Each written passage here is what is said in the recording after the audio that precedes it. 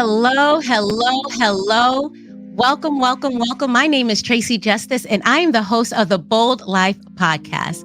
This podcast is about creating space, building community for people like you and people like me who are looking for that bold spark of inspiration so that you can go on and live life boldly.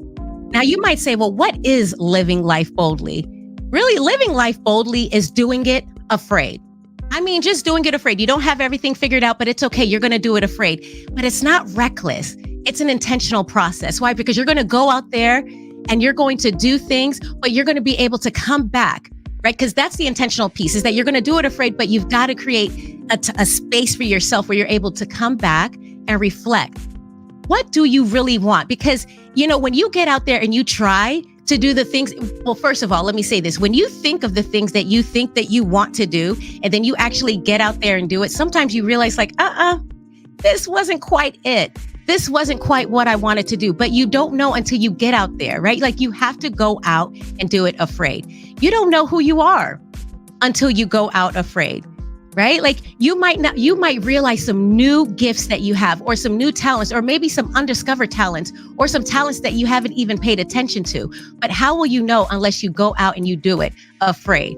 And then you use that information to come back and help inform how you can move forward successfully, boldly, right? And that's what it's all about. And I'm excited to be back, to bring back today a #BoldMoveChallenge23 interview. And today, my guest is Ryan West, who is the EAPA president for the local chapter here in Indianapolis. And I'm going to bring him on and let him tell us what EAPA means, and we'll start the conversation. All right. Hi, Ryan. Welcome to the Bold Life podcast. Thank you, Tracy. Good to be here. Yes, thank you. Thank you so much for, accepting the challenge, right? Accepting the challenge to be on the show. So I appreciate it. But I know that really what we're here to do today is we're going to talk about the EAPA conference that EAPA is putting on, and you are the president of, and I'm going to be participating. So we'll talk about that. And then we'll also even talk about some of the things that you might have going on that you want to share with the community. And then we'll get into what are you being bold about in 2023. So how does that sound to you? Okay. Sounds great. I'm ready. Super cool. So Ryan, tell us, what does EAPA stand for? EAPA, yes, an acronym that stands for Employee Assistance Professionals Association. Okay, super cool, super cool. And what is the purpose of the organization or the purpose of the group? When you think about, people who are thinking like, oh, EAPA, okay, employee assistance professionals, what do you do? Similar to like a SHRM chapter, Society for Human Resource Managers. It's a place for employee assistance professionals to convene, to get some CEs for their SEAP credential, to share ideas, to share resources, to develop their skills as EA professionals, as mental health clinicians, to network, to find new job opportunities. But ultimately, we're there for the same goal, and that's to promote and support the health and well-being for the clients we serve. And our clients just happen to be employees. Definitely. And so then for people out there, what are the type of roles or specific roles or professional roles that people typically, join EAPA? What do they do? Typically, licensed mental health professionals. So we see licensed clinical social workers, licensed mental health counselors, licensed professional counselors. Some psychologists will join certain chapters. And then you'll see some individuals that maybe don't have a master's degree in some type of psychology discipline or counseling psychology. Maybe they have a bachelor's degree in fine arts and they found their way over to the EA industry. You can still become a SEAP. You're not going to be a master's level clinician, so you can't do certain types of work with clients, but you can still enter the profession and still work with clients to some degree. But most individuals are licensed mental health practitioners that also have private practices. So they're seeing clients for depression and anxiety. We see a lot of we have a lot of licensed marriage and family counselors come to the EA profession, and they have their own private practice. We see some coaches, such as yourself. Because that was going to be a question I was going to ask. So licensed coaches can also, may also consider joining EAPA as well? They could. Yeah, they would be an affiliate. So they would be working as part of some type of EAP network. Okay. A lot of EAPs today are well-being programs, as they're more commonly called. EAP, well-being, sometimes they're called wellness programs, though they are different in my opinion.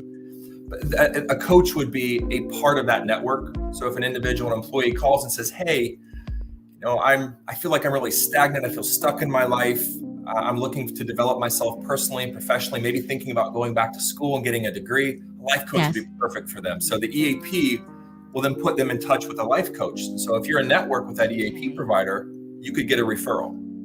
Okay. So then this is good for all my coaches out there, my licensed coaches. Like, this is another opportunity. Because when you're thinking about being a solo entrepreneur, you're always thinking about different networks or different people to meet, to really kind of build how you really show up in the world, right? And how you deliver your services. And it sounds like EAPA is a great opportunity for even coaches to be a part of as well. So let's talk about the conference, right? Let's talk about the DEI Hybrid Conference. Because I'm always curious about the origination of things. What sparked it? What sparked the desire to want to start, to put on the DEI conference through EAPA? So this is a really long-winded story with really deep roots and a lot of detail. Okay. No, I'm kidding. Oh, okay. Because we want PDHs. We want our CEs the same as any other credentialed individual. Honestly, we're a relatively small chapter compared to some others. We've got about 25 members, and that sometimes it gets to 30, sometimes it drops a little lower. Right now, we're about 25. And one of the things I want to try to do this year with the support and collaboration of my fellow chapter board members and the entire membership is to re-engage the members that we have and help to grow the chapter. But we put this particular conference on because it's something we've always done as a chapter. Now, I say we've always done. I've been with this chapter for 2 years. I was a former member of Pittsburgh EAPA. So I moved to Indianapolis a little over 2 years ago and immediately joined the EAPA Indiana chapter and stepped in as president-elect and now president. But it's something that we've always done. It's a great chance for us, especially with COVID in our rear view, but short rear view, right? Where we had to go all virtual. It's a chance for us to get back in person and get in that three-dimensional world, right? Communicate like human beings. Yes. With each other and share personal things and, review cases with one another. Yes. Protecting confidentiality, of course. Of course. Get us 6.5 PDHs, so that's a good thing. Oh my gosh, that is an awesome thing. And I mean, and what's really awesome is that when you think about well, you know what? Let's jump into the conference, right? Because I was going to jump into the mental health, and I love it because, when I think about DEI, I always think about the mental health that really goes with it. I think that sometimes when we talk about DEI, we think about the things that people do or the things that we could be doing better, but sometimes there's so much emotion and feelings that impact why people take the decision, make the choices that they do. And that's why I think it's just really awesome. It's coming from a well-being perspective. So what I'd like to do is, I'd like to share some of the information that we're going to be talking about. Okay. And so maybe we can we'll start with you, Ryan. And so do I have the show's not here. Okay, hold on. Let me take it back. So let's go down to, here it is. This is what I wanted to get to, what we're going to be talking about. So let's talk about what you're going to talk, if you don't mind, just a preview of what people can expect, right? Because when we think about conferences, sometimes you're not sure if it's just going to be a lot of information coming to you, or if there's going to be an opportunity for you to be challenged, for you to do some work and get interactive. And it sounds like there's going to be some interaction in what you're going to be presenting. So talk a little bit about what you're going to be doing. Sure. Yeah, very much so, some interaction. So I offer a lot of different trainings, 3 qualified through another company that is getting off the ground called WorkSafe International. But 3 qualified, my focus is improving the way people communicate and transforming their relationships through communication, changing the way people communicate and relate to one another. Also themselves. Self-talk is very important, not just interpersonal communication, but how do we talk to ourselves? Really, really important. And so I use 3 different models. One, I use emotional intelligence, the EQI 2.0 model. I also use Myers-Briggs type indicator. I've been studying that for quite a while, about 2 decades. And I also use nonverbal communication. So I specialize in body language and facial expression analysis. So this particular course is 2.5 hours. I've done it for 1 hour. I've done it for longer than 3, but 2.5 hours felt like the sweet spot to close out our day. This is an application-based training. It's a lot of fun. I have over 230 slides, lots of images, short video clips, where I talk to people about the 7 universal emotions and how they're expressed on the face: anger, contempt, disgust, fear, happiness, sadness, and surprise. Regardless of your age, your gender, your race, we all experience these basic emotions, and they all get expressed on the face in similar ways. So I teach them this, a lot of reinforcement, and then we go through images and slides, short video clips to reinforce that learning. So when they walk out of that course, they're able to naturally just start to identify emotional states based on facial expressions and then respond to them.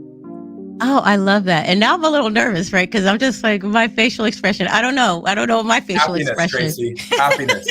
Most easily recognizable, and it's very powerful.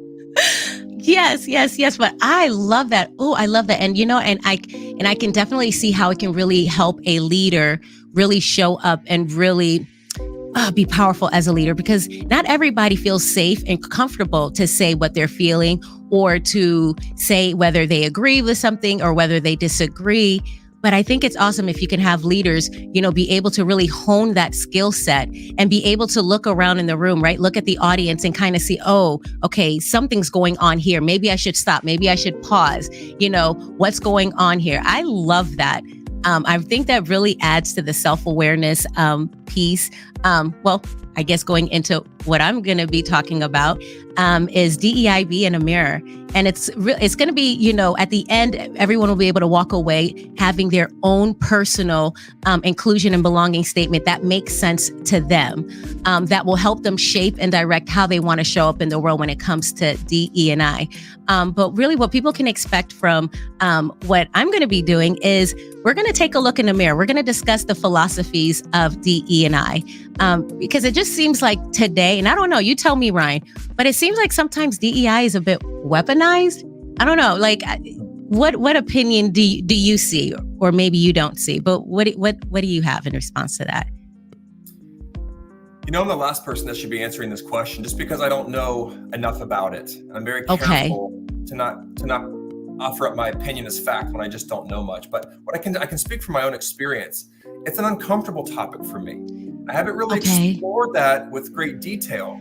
I know that it's important. I know it's timely, but it's uncomfortable for me to talk about, not for me to learn about, but for me to talk about, because I don't want to offend anybody. I don't want to use the wrong words. I don't want to use the wrong nonverbals, the wrong expressions.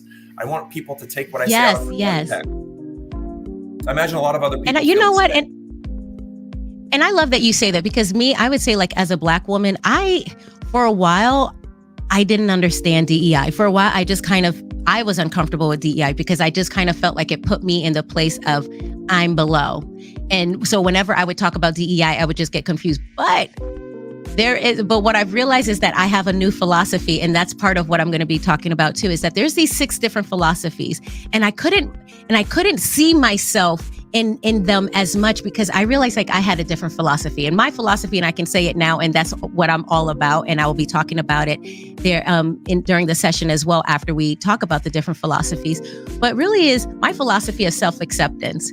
Like, I think that, throughout these years, just trying to work with, when you look at some of the work that organizations have been trying to do, and some have been really successful, some are still struggling, some have decided that this is not something that they want to do.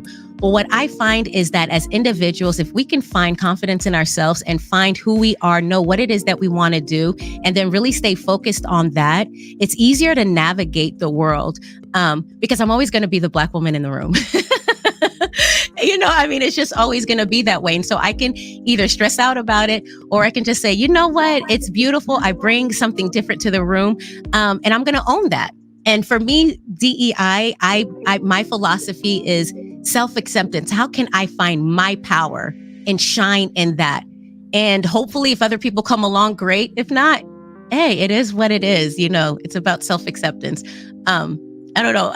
What are your any responses to that before we go on to the next thing? EQ is very elevated. I think your self-awareness is very elevated. I talk about In some of my courses, I talk about emotions being contagious, just like a virus. If you're around somebody who's kind of a negative Nelly, and attitude vultures, as sometimes they're called by HR professionals and others, that just suck the energy out of the room. You feel that. You feel when somebody's grieving or having a bad day. You see when somebody's joyous and happy and elated, celebrating a victory. Who knows? But I love your emotional state, and I honestly think, and again, not to sound condescending or patronizing, Tracy, but there's a lot of things in this world of 2023 that we could focus on that are not so great. And everything that you just said, I very much respect, and I think that many people could benefit from being in your presence for 10 to 15 minutes. I know myself, just every time we talk, I feel lifted up. It's contagious. Super cool. Very positive. Not just your energy in general, but your positivity and your outlook, your optimism. It's very contagious. I appreciate that, Ryan, because I would say that about 2 years ago, or maybe about 2 years ago, I wasn't here, right? I wasn't in that space. And I think that's why I realized, it's all about trying to be bold, because other people can't do it for me. The more and more I'm giving it to somebody else, I'm like, you're not doing it right. You're not doing it right. And I realized, I'm just going to take it myself, because I know what I need. I know what I'm trying to get out of this life. And I just got to take ownership of it. So in this course, so what we're going to be talking about is we're going to talk about the philosophies, but we're going to give leaders an opportunity, the space to really self-evaluate.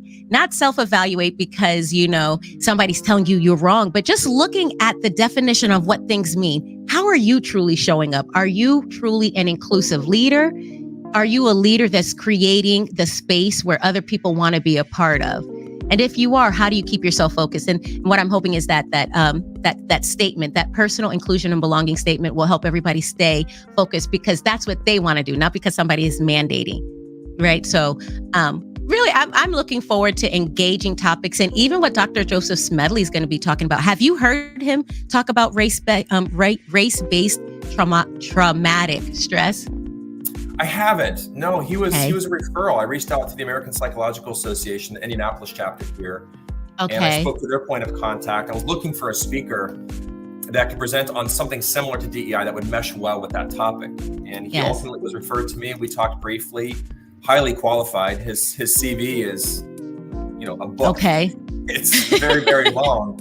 Unfortunate that he couldn't join us today, but no, I haven't heard him speak, but certainly he's highly competent and qualified to present on that. Looking forward to it. Oh, I'm definitely looking forward to it too, because I feel like there's some things that I can resonate with, but I definitely want to hear it, because, there's some breadth to the conversation that I definitely want to hear about. So I'm really looking forward to this conference. I think this is going to be a great conference where people who come can have an opportunity to really engage and roll their sleeves up. And you're not going to just sit back and listen. You're going to roll your sleeves back and get involved and do some work. And hopefully this work is just the beginning of the work, and it grows afterwards. It just kind of, if anything, I hope it whets everyone's appetite, where afterwards they're like, oh my God, I need something else. I need something else to add to what I've learned. I sure hope so. I hope so. Very timely topics. These are topics that our members requested, with the exception of mine. Mine was based more on budget and who else can speak and what can you speak on. But the DEI topics, the race-based trauma topics, that's what our members were looking for. They're hungry for it, even though many of them have had it before. And so there's a level of self-awareness, I think, perhaps diving a little bit deeper, which is why I'm so excited to have you present for 3 hours so we can dive a little bit deeper. Yes. Yeah, so it's all going to be about creating a safe, brave space for us to have great conversations. And let me ask you: have you heard of Peter Senge? I hope I'm saying his name right. The book is called The Fifth Discipline, and it talks about a learning organization. Oh wow! No, but I want to read it now. And so what I love that book, The Learning Organization, because I feel like it combines HR, it combines coaching, and it combines performance management, development within an organization. But one of the 5 disciplines, the discipline team learning. Team learning, I love. What I love about team learning, and that's what I'm hoping to bring, to embrace that spirit of team learning. And team learning is about being able to speak from where your assumptions are, not feeling like you need to edit it, doctor it up before you ask your question, but speaking truly from where your assumption is. And it's such a safe space where there's somebody in the room that can answer the question from that space without judging. Because what we realize is that everybody has their own their own experiences that they lived through.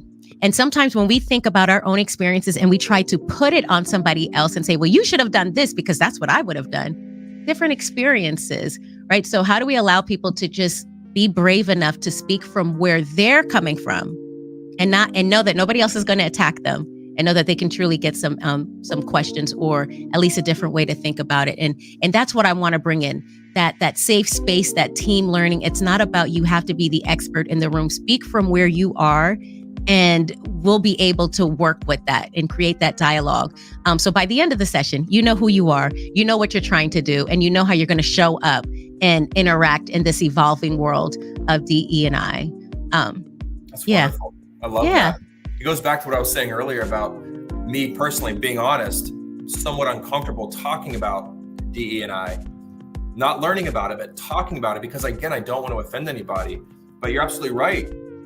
Truly psychologically safe environments should allow the individuals to openly share what's on their mind, what's in their heart, without fear of judgment, without fear of being ostracized or labeled or talked about or gossiped about. Yes.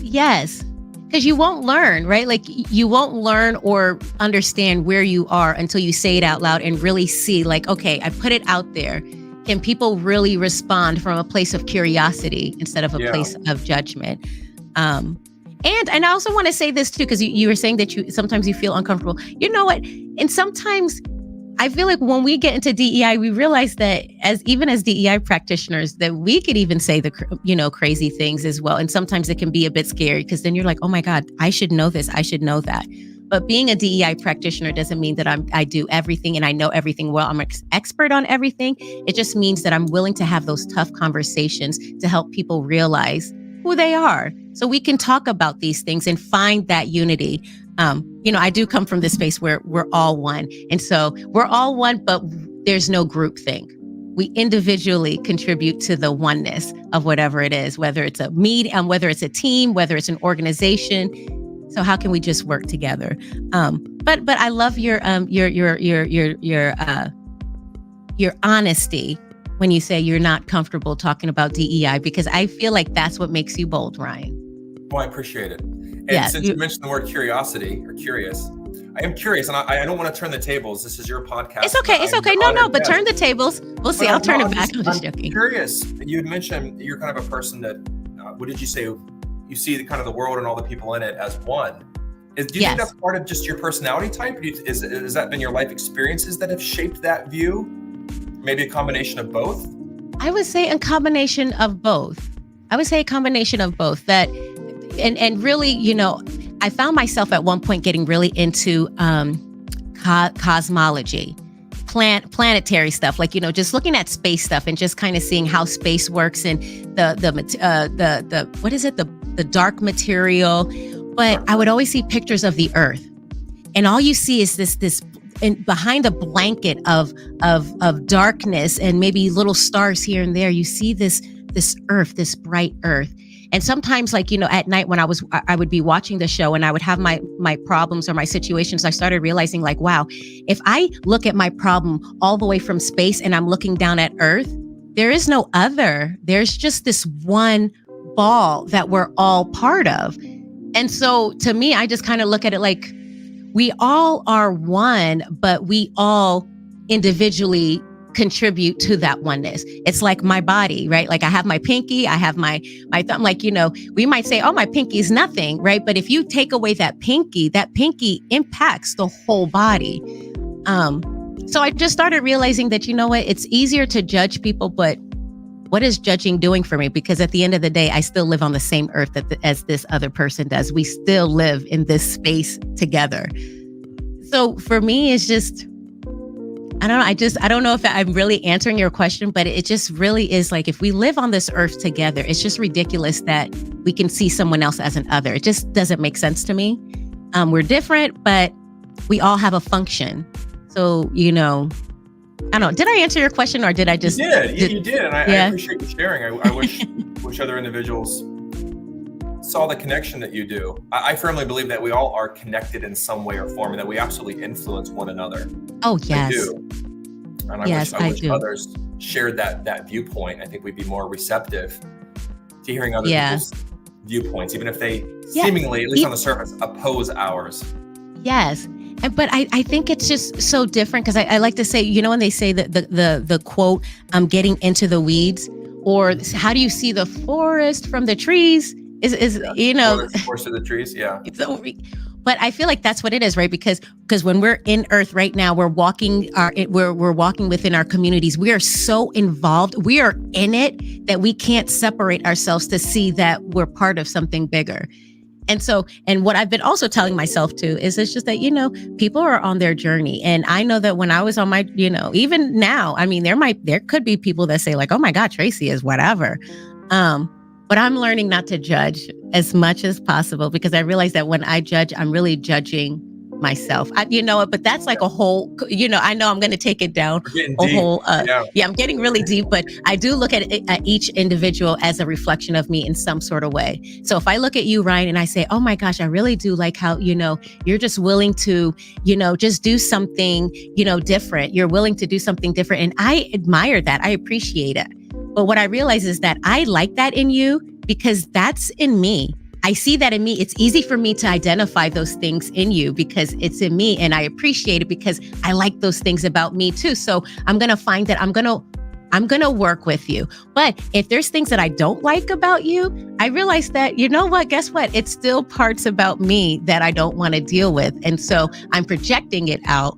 But yeah, I'm going down deep. I don't even know where I'm going. I'm sorry. my Myers-Briggs score. No need to apologize. But you did. Yes, go ahead with your Myers-Briggs. Okay. Just briefly, and we can wrap it up if you'd like. But no. But what are you? INTP, introvert. Oh yeah, that's right. That's right. Thinking, perceiving type. That's right. Those are my preferences. Now I can extrovert well when I need to. I think I can be very feeling as well as a thinking type because of life experiences. Like you, I always want people to feel welcomed. Always want them to feel appreciated and respected, and their opinions valued, etc. But I always teach in my Myers-Briggs course, whether I have 60 minutes or it's a full day workshop.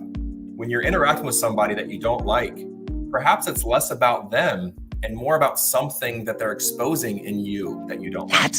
That's right. That's exactly it. And it's funny because there was somebody that I met and I was just kind of like, oh my gosh, this person just kind of rubs me the wrong way. I just kind of feel like they know everything and then I realized one day and somebody said something to me and then a picture of that person popped into my mind and it was just like,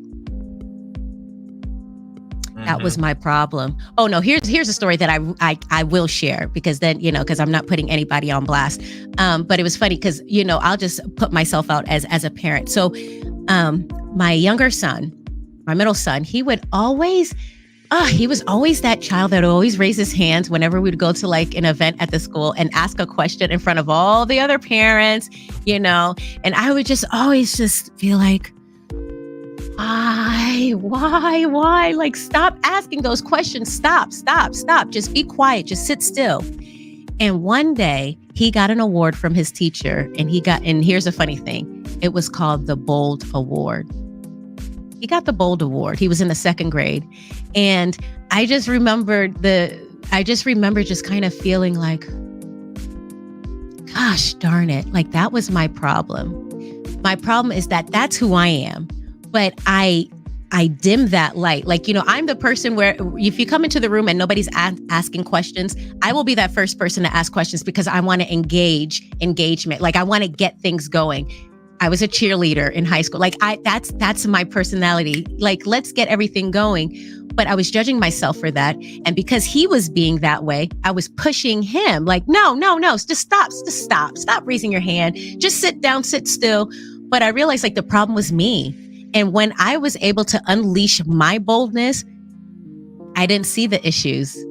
I didn't see the issues in him and I wasn't just trying to fight him anymore. And so yeah, no, I love that you said that because that's exactly it. It's something in me it was exposing me and I just didn't like it. And I was just like, I needed to stop and I needed to stop right now. But I love that Myers-Briggs. It sounds like that Bold Award you got was foreshadowing for your future company. Any connection there? Honestly, you know what? It's funny. Here's a funny thing though too.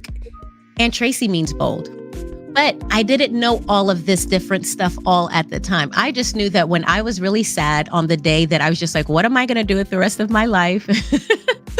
What am I going to do with the rest of my life? I don't know, because I was working as an HR director, and then I was no longer, and I was just like, what am I going to do with my life? I'm not really sure. And in that moment, that's when I heard, be bold, be you. Like, you're just going to have to just accept yourself the way you are. Stop trying to change it. Stop trying to come off polished if you're not. Like, just be you, Tracy. Love it.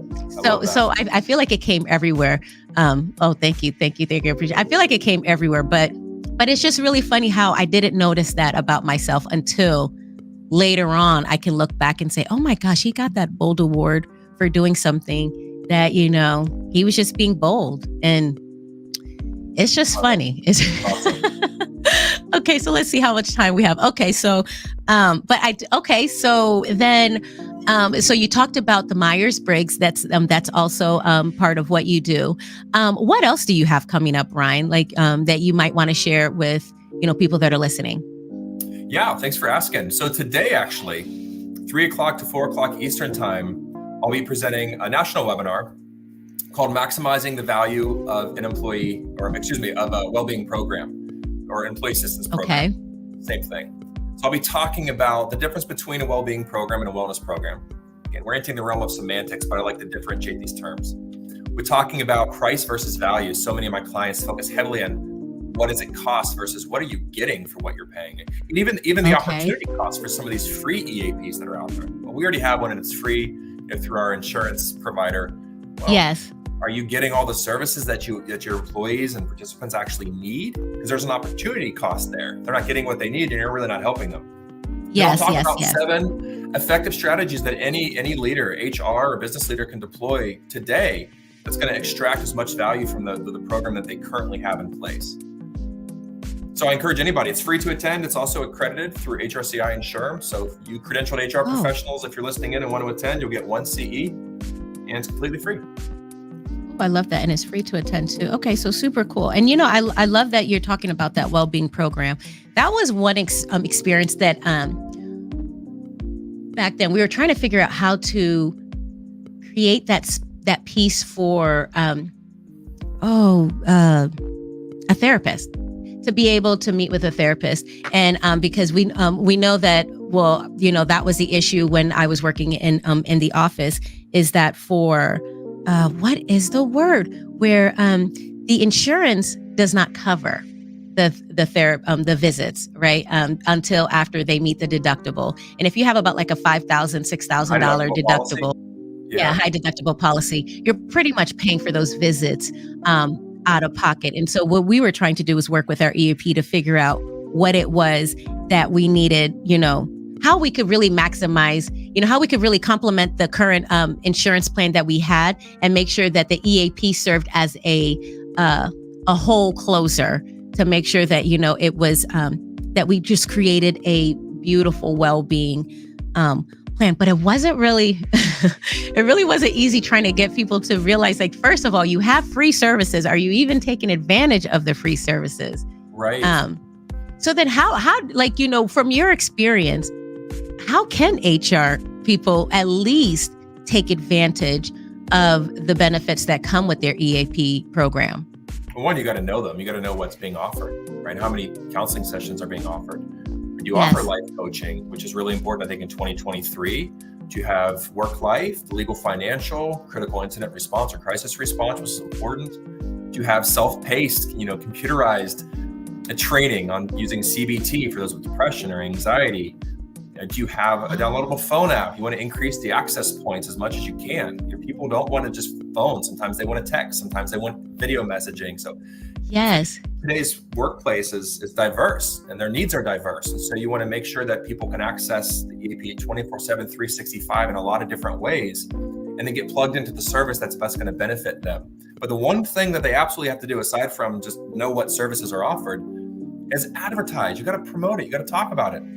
Now, I'm a trainer. I do some coaching too, not full-time like you, but I do some kind of one-offs when my clients request it. But I'm a trainer, I'm a consultant. It's what I do. It's what I've been doing for a while. And one of the trainings I offer through WorkSafe is identifying and responding to workplace impairment. So it's identifying signs of substance use impairment, even mental health issues, and then how to respond to them appropriately. And talk about how to communicate and how to increase compliance, decrease aggression, etc. I can't tell you how many times, Tracy, when I say, hey, who's your EAP? When we talk about mental health, who's your EAP? Who's your provider? What services are offered? People are looking over their shoulder, looking behind them, looking to HR, and HR is kind of scratching their head. And I'm thinking, well, as leaders, if you don't know, your team doesn't know. So what benefit are they getting from your free EAP? So you've got to advertise, you've got to promote it. And in doing so, you're going to reduce that stigma associated with EAP utilization. Most recent data coming out of the Workplace Outcomes Suite from 2021 shows that for the clinical reasons why people access an EAP, 3% is for substance abuse, 30% is for mental health, and everything else is for life stress, marital stress, work stress. So many issues that people are struggling with are just more broadly related to stress, work-life balance, work-life integration, right? Maybe they're not getting that pay raise they feel they deserve, but they're too afraid to speak up.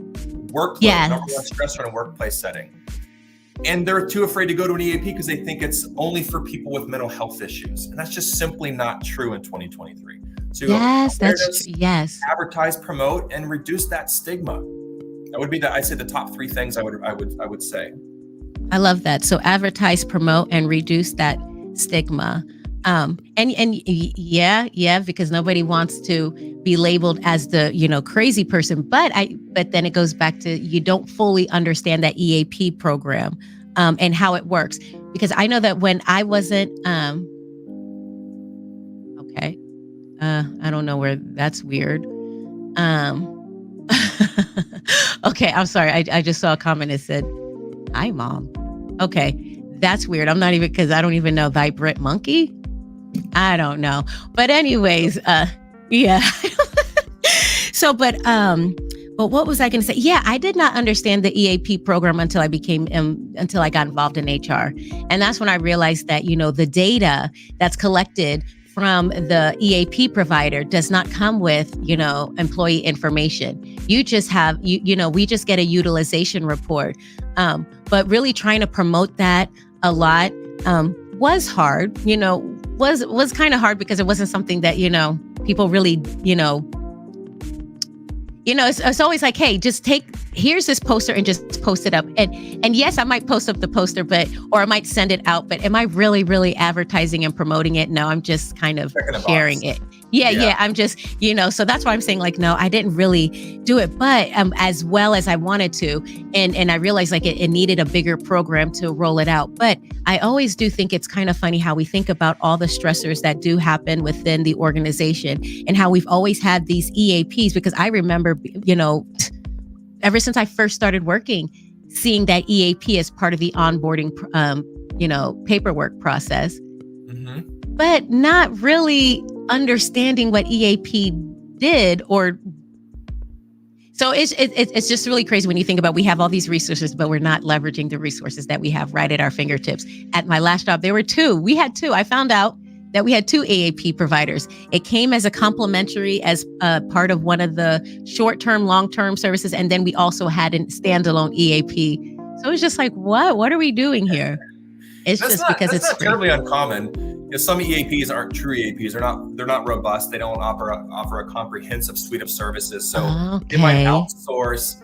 Maybe they get a free EAP with their insurance provider, but there's some gaps. So they'll outsource those gaps to another provider. But they got to be careful in how they advertise that, because it can be really confusing to the participant. Like, I just want some help. Can you offer me help in this particular area?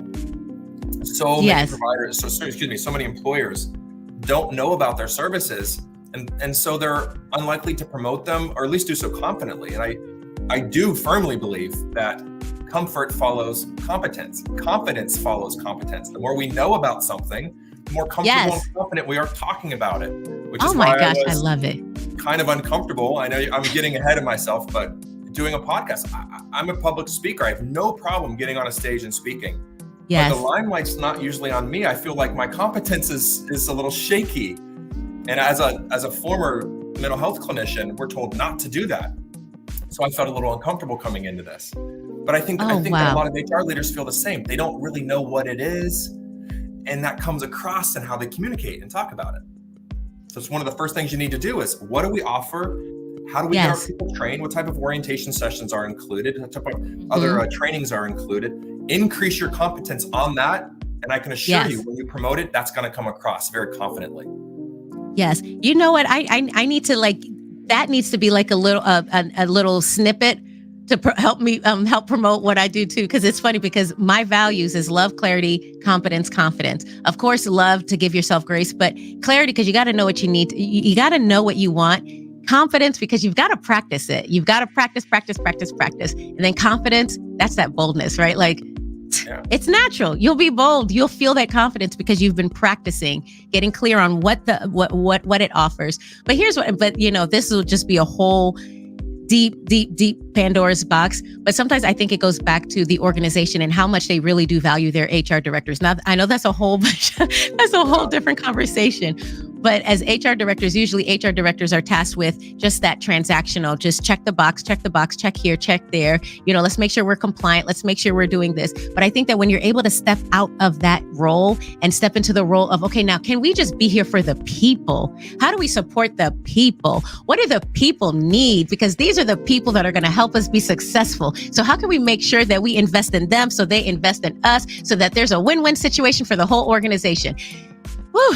That would be that would be beautiful. But I think that HR professionals, we do kind of get into that funk. And, and I got into a place where I just really wanted to understand everything. And I just started uncovering all these different things. And I was just like, why do we have this and we're not using it? Right? Because I'm a new HR director, right? I'm new. So a fresh eyes. I'm like, what are we doing here? Why are we not doing this? I don't get it. And it was just like, Tracy, we just want you to check paper. We just want you to keep your head on the paperwork and just do that. And that's when I realized, okay, maybe there's some aspects of HR and I need to kind of run with the coaching. But it is tough, because we have all these resources right there at our fingertips, but we just don't have the manpower to actually execute and take the time and make sure that we're thinking about our employees' well-being. Because at the end of the day, that's the number one predictor. They always look at past performance. Past performance is a predictor of future success. No, I say mental health state is a predictor. The current state is a predictor of future success, because if they stay with that state and they continue on, you think about the atomic habits, by the end of the year, where will they be? Not on course. On course to something else. So, but I thought you brought up a perfect segue in, Ryan. So I'm just going to ride that wave. And so let's talk about it. What are you being bold about this year? I'm on this podcast, Tracy. No, but truly, I mean, that for me, that is being bold. And yes, because my definition, I don't know how much it aligns with the actual definition. Being bold is doing something that makes you uncomfortable, taking risks. Yes. Maybe something that you need to do or should do that will help maybe get you some experience, maybe a new perspective. Yes. Just don't want to do it for X, Y, and Z. Yes. So, it is uncomfortable for me to go on a podcast. I've been a host of a podcast before during the pandemic. Oh, really? Yeah, but it was nothing like this. But come on. You had a podcast. We're going to talk about that, but you keep talking. Okay. It didn't last for very long, and it had a lot to do with, why? With your host. But no. So to be in the limelight and to get a little bit personal again, I don't know if that's me, if it's personality. Going back to the question I asked you, is that life experience? For 16 years working in the co-occurring disorder space, working with those who had addiction, I long learned. If you're speaking most of the time with a client, they're not the client. You are. You're the patient, not them. So you need to be turning on, opening up your ears and listening. Yes. Don't bring personal stuff into it unless it's for the client's benefit. So coming on a podcast and having the limelight on me, the spotlight, and answering questions, it goes against my professional experience. And also I think my personality type as an introvert, I do tend to be a little more reserved. But that aside, I went full time with my business this year, which I think was pretty bold. And I owe a lot of that to my life and circumstances that have unfolded, where I was faced with the opportunity of going full time or getting back into corporate America, and ultimately decided to go full time. Now I've had eQualified since 2018, but it was always a part-time gig on the side. Okay. I decided to go full-time March 1st and not go back into corporate America. And it's been really, really good. A lot of lessons learned, as I'm sure you can relate to as a solopreneur. Yes. But my wife decided after 9 years of being a stay-at-home mother, she's a master's level teacher, to go back to work full-time and get benefits for the family. And that was just enough for me to say, okay, let's venture into the unknown, take some risk and give it a try. Yes. I love that. I love that. Right. Because our boldness, what we realize is that, sometimes I think that we think that when we're on this bold journey, it has to be a solo journey, right? Like it just has to be something that you're doing alone. But when you're able to realize that there's other people that support you, that care about you, that love you, and that are there with you along the way, it's easier to be bold. Right. A lot easier. But no, that's awesome. Give her a lot of credit. But entrepreneurship is hard. It's tough. It's tough. It's tough. I honestly believe that that's where you start to realize, who am I? Like, am I really who I say I am? Because, wow, I didn't really know this about myself. But I think I do agree with you. I think that's a bold move, because not everybody can do that, especially a bold move for your wife, too. Like, because it's scary. I know, like, sometimes it can be a little scary after, you've been home for a while and you start to think, oh, are people going to think that I have the skill sets? I don't know if the workforce has changed, but it just takes a level of boldness. Like, no, I got this.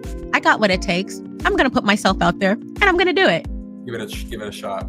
Yeah, I got to give a lot of credit to my former employer too. I got to give a shout out to ArcPoint Labs. All right. Shout out ArcPoint Labs. Shout out to ArcPoint. I worked for them for a couple of years as their director of corporate training, and I still work with them. Now, I'm technically a contractor, so they're a partner of mine. But I was able to continue to work with them immediately after I left them, and stay on board as kind of like a perker and still do corporate trainings for them, consultations, and serve.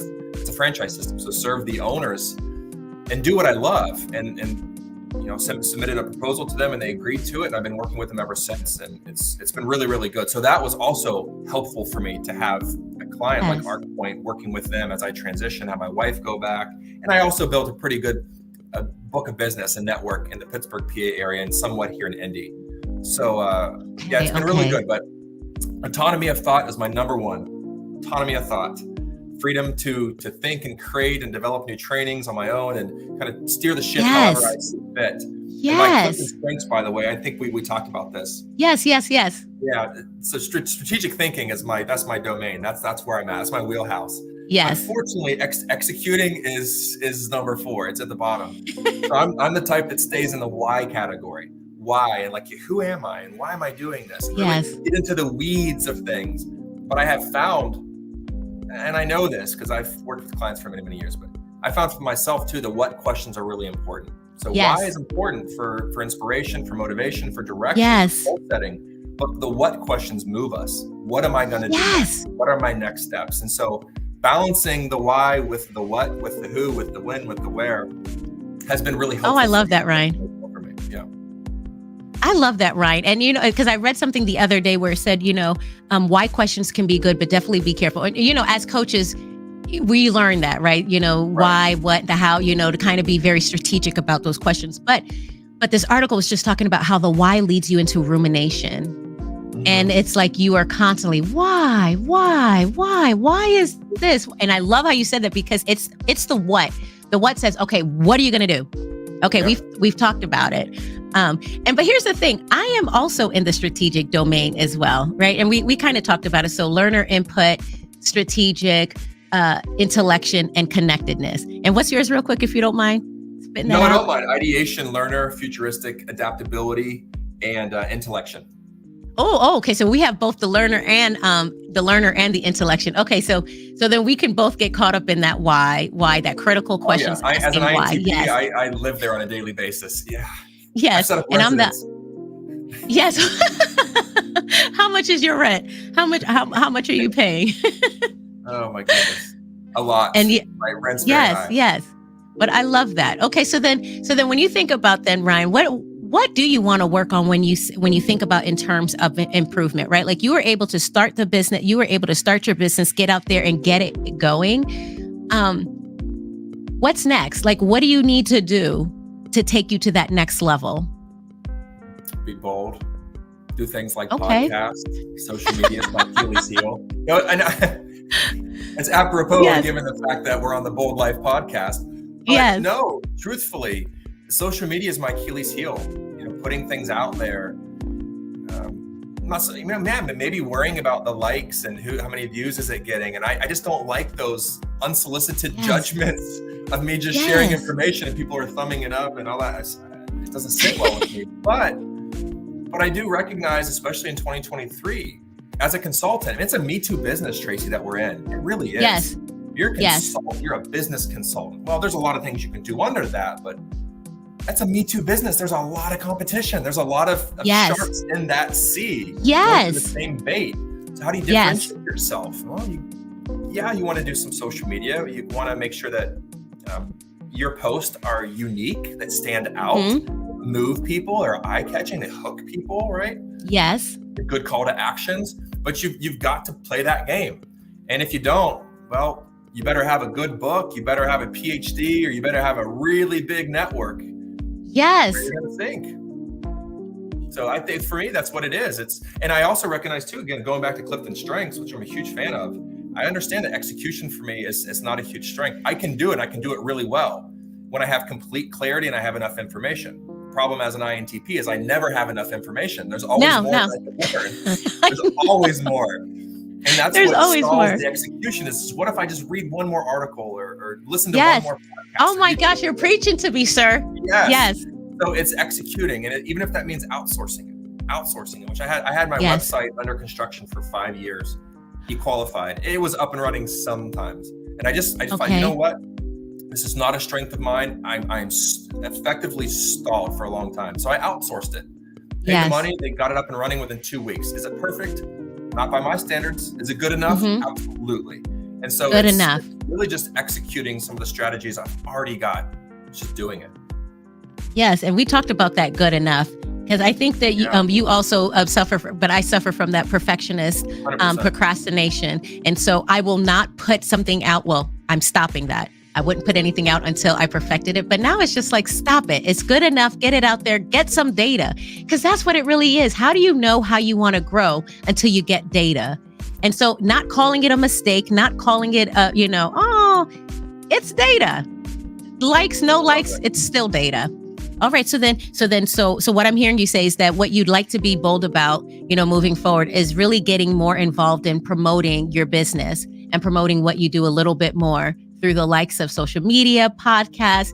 It's just getting yourself out there in that limelight is what you call it, the limelight, right? Even if I have to outsource it, which I'm sure that I'll do. You're going to try to, you can outsource your social media, definitely, for sure. You know what? I heard the other day that you can even outsource podcasting too. So, maybe that's something. Intelligence, just put my face on somebody else's. Because you can do that. It's just that it wouldn't have the facial. They wouldn't be able to decode the 7 universal. Very nice. Very nice. Yes. Okay. So then what progress do you want to celebrate? Because, there are some things, you have been winning on some things this year. I'm pretty sure everybody's winning on something this year. So what can you celebrate? Well, my response might resonate with the parents. And I know this you're asking along the lines of me as a professional, as a business owner. But first and foremost, I've got some credentials after my name: CEAP and SAP and CFI and MS and all these others. Most important is father and husband. Yes. No question about it. Those are my most important credentials. So when I think of celebrating victories, honestly, my family comes first. And I think, what have I done as a father? What have I done as a husband? Awesome. That I can celebrate. And I've got a lot more things, a lot more work to do. But my oldest daughter, she's been struggling with anxiety a lot this year. And my wife and I have been working with her, trying to be more patient and present, doing some mind body with her and breathing and just really being there to listen and to see her grow. I'm giving my wife and I too much credit. She's done so much work on her own, and to see her overcome a lot of those obstacles, that's the biggest victory this year. To watch her overcome some of those challenges, those social anxiety challenges. And she was in cross country. She had a goal of running 1330, a 3K. In the very last race of the year, I kid you not, she hit 1330 on the button. And one of the words of our home for this year was get uncomfortable. And we actually have some images posted around the house, and there's self-regulatory measures, right? Surround yourself with things that are important to you and things that inspire you. And so Get Uncomfortable is right it's in the art room where they go to get their backpack every morning. And what that basically means is the things that challenge us grow us. The things where we stretch out of our comfort zone, we learn, if nothing else, we get some experience, but it also helps to grow us. And when you're running and your lungs are burning and your legs are burning and that part of you is saying quit, stick with that discomfort, live it, move forward and hit your goal. And so the second to last race of the year, I said, did you get uncomfortable? She didn't hit her number, and she said, I did, but not as much as I could. I said, okay, well, you know what to do. So that final race, she was very uncomfortable, nearly threw up, but she hit her target. And so I'm just so proud of her as a father. My wife was too, and my other 2 children were there to celebrate. That would be my biggest victory. Oh, I love that story. Right. And honestly, that's a story of being bold. That's exactly it. Yes, you were describing running and you were talking about that process, but that's what being bold is. It's the other side of saying, get uncomfortable. Why? Why do I need to get uncomfortable? Because you need to get bold. That is so awesome. So congratulations to your daughter, because, I think that, I know that you don't want to give so much credit to you and your wife, but I think that credit is due there. I can't remember the name of the book, but it talked about how, how usually children's personality is developed because they're trying to, they develop their personality because they're trying to run away from childhood, right? In some sort of way, some sort of, way, but it sounds like you and your wife have created this space for your daughter to be able to get comfortable, because it's not easy being uncomfortable, especially in a day and age where everybody has to win all the time and you have to win big. I think it's awesome that, you guys are doing that. And and I think it's awesome. So I celebrate with you. That's so awesome. Beautiful. Yeah, well, thank you. If you want me to answer the question professionally, I'm happy to do it, but you might have to restate the question again. You know what? Honestly, it really did. There's no holds. There really isn't being rigid about it, because the way that I see it is that when we're living the bold life, there's no such thing as having something siloed from each other, right? I don't believe that there's personal, professional, and spiritual, and they're all in its separate bucket. I believe that it all intertwines and integrates and develops who we are. And the fact that, that is your response says a lot about your character, says a lot about who you are, says a lot about your heart. And no, I don't need to change it unless you want to give a professional one as well, unless you want to give something else. I appreciate. Thank you so much for that feedback, and we'll cite time issues. I see it's 10:57, so we'll. Maybe yes, it is. Podcast. So, yes, and so then the last one is what practices are you using to keep yourself focused on because you've built your business. Sounds like, you really care about being a father, being an awesome husband, being a family man, as well as being a businessman. So what practices are you using to stay focused in that direction? Good question. My response is simple. I try to practice as much as I can what I preach, and that is sleep, eat, exercise. And when I'm experiencing stress, which is pretty much every day, the only person who doesn't experience stress is unfortunately probably no longer alive on this. Right. Because stress is a part of our lives. Stress is good. Stress can focus us. Yes. Referencing the Yerkes-Dodson stress performance curve, which is an empirical relationship that exists between stress and performance. And there's an optimal level of stress that helps us to achieve maximal performance. If you've ever been in the zone, you were experiencing stress, just the right amount of it. Where time passes, you don't really think about it. Work is effortless. You feel good. You feel lifted up. Where I was on the right side for a long time, and I still get to that right side where you feel distressed, you feel burned out, you feel tired, you brain fog, and your memory starts to slip. And I have learned over the last 5 years, especially, that am I sleeping enough, 7 to 8 hours? And am I resting too? Not just unconscious asleep, but am I resting when I'm awake? Yes, the deep sleep. Yes. Foods. I think mood and food, perhaps just ironically, differ by one letter because they're intimately linked. What are you putting in your body? Oh, I love that. Are you exercising? If I'm not sleeping, I'm not eating healthy, nutritious foods, and I'm not exercising, I'm not nearly as resilient to stress as I am when I do those things. So when I start to feel stressed, the first thing I go to is, look at my workload, but also get out for a walk. And therapy can be showering. You can do mind body when you're eating food. It's being present, being focused on the here and the now, the sight, the sound, the smell, the touch, the taste. Yes. Sleep, eat, exercise for me, Tracy. Those are the big three, and they really do help. And I love that sleep, eat, exercise, because sometimes we are looking for some big lofty, full idea. When really it's just really, are you sleeping? Are you eating? And are you exercising? Are you taking care of self so that self can do what self needs to do out there in the world? And I love that. I love that. We complicate it sometimes, I think. I worked with patients that struggle with addiction and co-occurring illness for a long time, well over a decade. And many of them that were struggling, the ones that did well tend to do the work, right? If you've got a goal, yes. If you're here and your goal is here, the only thing that stands between you are tools, resources, and work. Roll your sleeves up and get to work. Maybe a lot of work. The ones who did well worked at it, and they also tended to sleep, eat, and exercise. The ones who are coming in with a Snickers bar and drinking soda, it's just the truth. They tended to fuel that addiction. They were more likely to relapse. Their mood was all over the place. So I witnessed this. I watched this for so long. The ones who took care of themselves, who rested, who ate healthy, and who started to exercise tended to do really, really well, and they recovered. And I hear that, and I know that we're getting up to time, but I hear that just sounds like a whole other conversation to have. But I hear that, and it just sounds like, I think I hear the mindset of the person, right? Because it goes back to do you feel like you're worthy of eating, drinking? Doing what you need to do you feel like you're worthy of your dream, right? Because if not, then you self-sabotage. But then that's just getting into a whole deep, Therapy was helpful for a lot of them. Yes, it wasn't just sleep, eat, exercise. Yes, but sleep, eat, exercise, I think is the most simple way. So I love that. Thank you so much, Ryan, for joining me on the Bold Life podcast. I'm totally looking forward to the conference coming up on November 16th at and I did not share that information. I should probably share that real quick before we. Let me get back to that screen. Where it's going to be, right?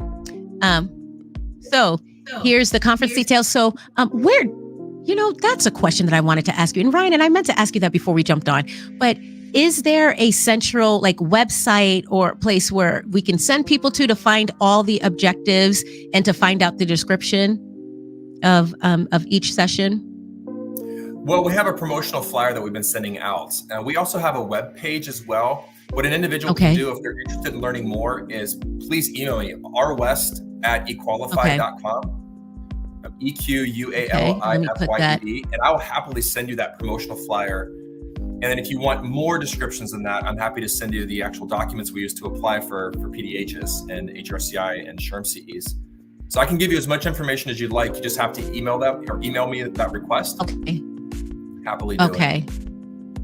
Okay, so then that's super cool, and I apologize. I meant to ask for that so that I could, because I do have the flyer. I guess I was looking for the objectives of the of each one, so everyone had an idea of what the race-based. I do have that. I don't have it anywhere posted on the internet. They'll have to email me, and I'll share that with them. Okay, so then that's super cool, and then so we've talked about the conference, so we have the details. And so I'm going to go ahead and get ready to end the show. I do apologize. There were 3 minutes over, but hey, it's a podcast. And like I said, you got to live the bold life. It's not all about, making sure that you're checking off everything. It's just making sure, are you learning? Are you learning something new about your surf? Are you learning something new about what you want to do? You got to go do it, right? Because the bold life belongs to everyone. This is what I always say, Ryan. The bold life belongs to everyone. However, only a few are bold enough to live it. Now, my question is for everyone here. Are you part of the few? Thank you so much for joining us on the Bold Life podcast today. My name is Tracy Justice as your host with my guest, Ryan West. Stay tuned for more details for the next show. Thank you so much and have a wonderful day.